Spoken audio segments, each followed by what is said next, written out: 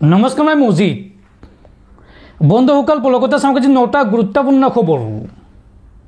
প্ৰথমটো খবৰ, অসমত উপস্থিত কেন্দ্ৰীয় গৃহমন্ত্ৰী অমিত শ্বাহ। দুদিনীয়া ভ্ৰমণসূচীৰে গুৱাহাটীত উপস্থিত হৈছে কেন্দ্ৰীয় গৃহমন্ত্ৰী অমিত শ্বাহ। আৰু বৰঝাৰ বিমানবন্দৰত কেন্দ্ৰীয় গৃহমন্ত্ৰী অমিত শ্বাহক উষ্ম আদৰণি মুখ্যমন্ত্ৰী হিমন্ত বিশ্ব শৰ্মা, ৰাজ্যিক বিজেপিৰ সভাপতি দিলীপ শইকীয়া আৰু কেন্দ্ৰীয় মন্ত্ৰী সৰ্বানন্দ সোণোৱালৰ।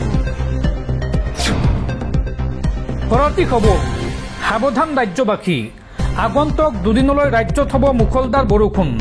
এই সন্দৰ্ভত ভাৰতীয় বতৰ বিজ্ঞান কেন্দ্ৰৰ আগজাননী। গুৱাহাটীৰ লগতে ৰাজ্যৰ আটাইকেইখন জিলাতে কম বেছি পৰিমাণে হ'ব মুখলধাৰ বৰষুণ। আৰু ৰাজ্যবাসীক এই আগন্তুক 2টা দিনত সাৱধানতা অৱলম্বন কৰি চলিবলৈ আহ্বান মন্ত্ৰী জয়ন্ত মল্ল বৰুৱাৰ। পৰৱৰ্তী খবৰ, ভাৰতত ইছলাম ধৰ্ম আছে আৰু ভৱিষ্যতেও থাকিব। ভাৰতৰ হিন্দু মুছলমান সকলো একেই। ইছলাম ধৰ্মক লৈ এইবাৰ ডাঙৰ মন্তব্য কৰিছে RSS প্ৰধান মোহন ভাগৱতে। ভাৰতত ইছলাম ধৰ্ম আছে আৰু ভৱিষ্যতেও ইছলাম ধৰ্ম থাকিব। ইছলাম ধৰ্মক লৈ এইবাৰ ডাঙৰ মন্তব্য RSS প্ৰধান মোহন ভাগৱতৰ। ভাৰতত পূৰ্বতে ইছলাম আছিল আৰু এতিয়াও থাকিব। হিন্দু মুছলমানৰ একতা আছেই, আকৌ কিহৰ একতা কৰিব লাগে?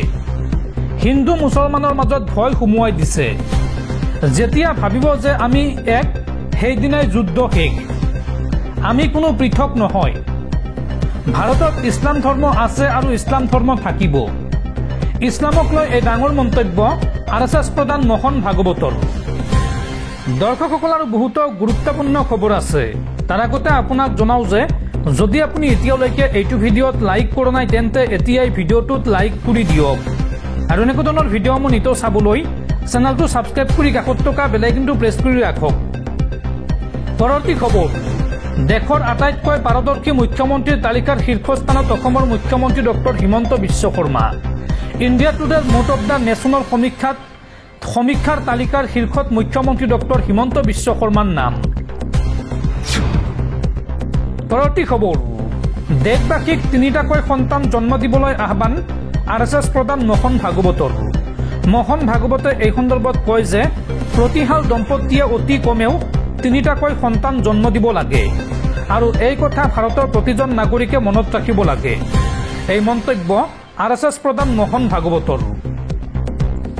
3টা সন্তান জন্ম দিব লাগে, এই মন্তব্য RSS প্ৰধান মোহন ভাগৱতৰ।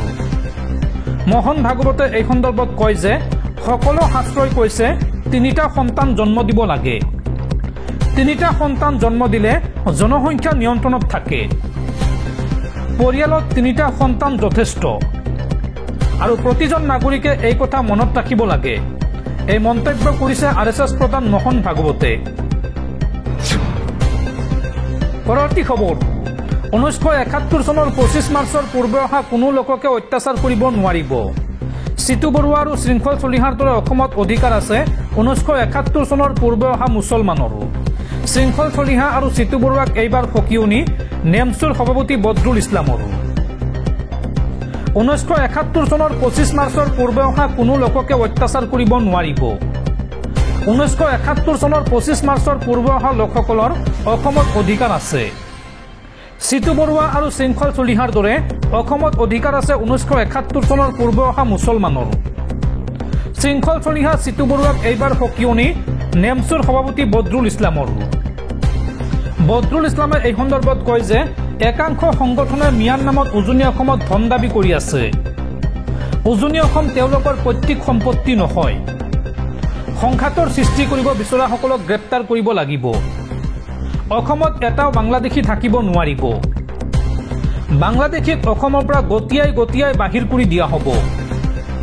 1971 চনৰ 25 মাৰ্চৰ পূৰ্বে অহা কোনো লোককে কোনেও বা কোনো দল সংগঠনে অত্যাচাৰ কৰিব নোৱাৰিব। এই মন্তব্য কৰিছে নেমচুৰ সভাপতি বদৰুল ইছলামে। পৰৱৰ্তী খবৰ, অসমত আহি বিতৰ্কিত মন্তব্য কৰা সৈয়দা হামিদ যিকোনো মুহূৰ্তত গ্ৰেপ্তাৰ হ'ব পাৰে। সৈয়দা হামিদৰ বিৰুদ্ধে ৰাজ্যত দাখিল কৰা হ'ল এজাহাৰ। অবৈধ বেদখলকাৰীক অসম চৰকাৰে কৰা উচ্ছেদক ইছলামী ৰহণখনৰ অভিযোগ হামিদাৰ বিৰুদ্ধে। যিকোনো মুহূৰ্তত গ্ৰেপ্তাৰ হ'ব পাৰে সৈয়দা হামিদ। সৈয়দা হামিদৰ বিৰুদ্ধে ৰাজ্যত দাখিল হ'ল এজাহাৰ। মঙলদৈ থানাত সৈয়দা হামিদৰ বিৰুদ্ধে এজাহাৰ দাখিল। মঙলদৈ মহাবিদ্যালয়ৰ অধ্যাপিকা ৰূপাৰাণী ভূঞাই দাখিল কৰিছে এজাহাৰ। অবৈধ বেদখলকাৰীক অসম চৰকাৰে কৰা উচ্ছেদক ইছলামিক ৰহণসনাৰ অভিযোগ হামিদৰ বিৰুদ্ধে।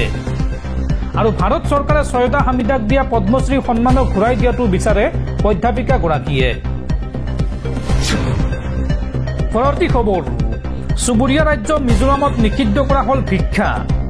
বিৰোধীৰ আপত্তি সত্ত্বেও বিধানসভাত গৃহীত হ'ল বিধেয়ক। ভিক্ষা নিষেধাজ্ঞাৰ বাবে নতুন আইন আনিছে মিজোৰাম চৰকাৰে।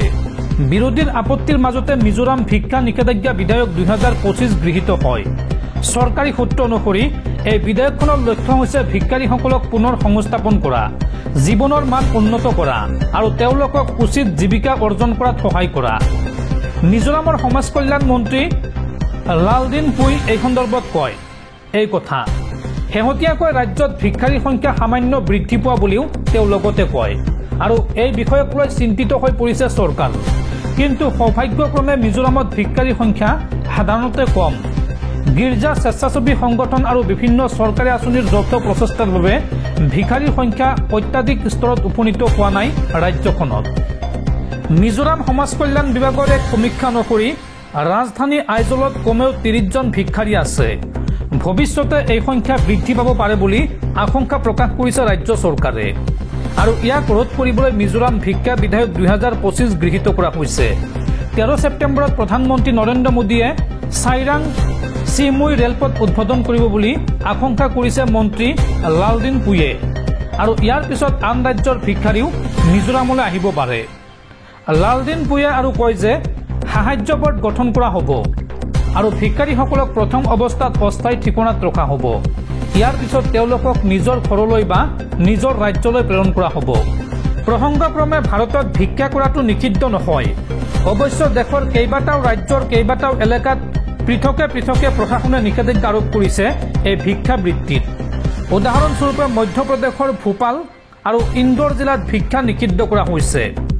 আৰু দেশৰ মিজোৰাম প্ৰথমখন ৰাজ্য য'ত ভিক্ষা নিষিদ্ধ হ'বলৈ গৈ আছে।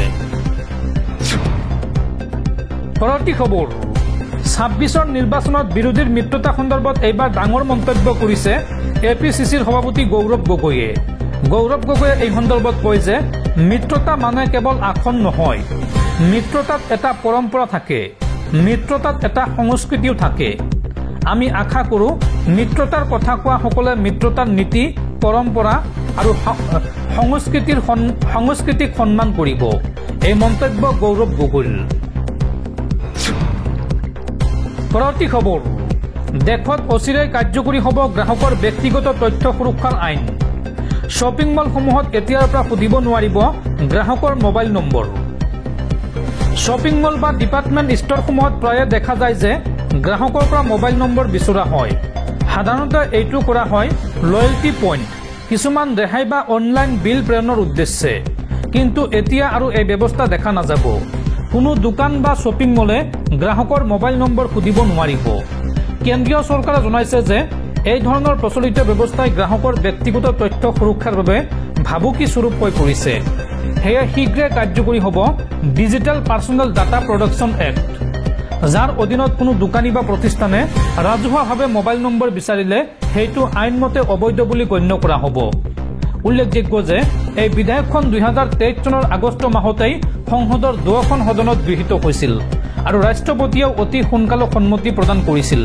কিন্তু আইনখন এতিয়ালৈকে কাৰ্যকৰী হোৱা নাছিল। 2025 বৰ্ষৰ জানুৱাৰীত খচৰা নিয়মাৱলী প্ৰস্তুত কৰা হয় আৰু আগষ্টৰ দ্বিতীয় সপ্তাহত নিয়মত কোনো পৰিৱৰ্তন কৰা হ'ব নে নাই তাৰ স্পষ্টীকৰণ দিছিল। আৰু অচিৰেই দেশজুৰি গ্ৰাহকৰ গোপনীয়তা সুৰক্ষাৰ বাবে এই আইনখন কাৰ্যকৰী হ'ব বুলি অনুমান কৰা হৈছে। পৰৱৰ্তী খবৰ, অসমত যধে মধে উচ্ছেদ চলাই বিপদত পৰিছে চৰকাৰী বিষয়া। গোৱালপাৰাৰ উচ্ছেদক লৈ ৰাজ্যপালৰ তদন্ত ঘোষণাৰ পিছতে লাগিছে হাহাকাৰ। 30 আগষ্টৰ ভিতৰত লিখিত আকাৰত দাখিল কৰিব লাগিব অভিযোগ পত্ৰ। আৰু আপোনাৰ এটা অভিযোগত বিপদ বাঢ়িব চৰকাৰী বিষয়াৰ। বিপদত পৰিব উচ্ছেদ চলোৱা বন বিষয়াৰ লগতে আন চৰকাৰী বিষয়া।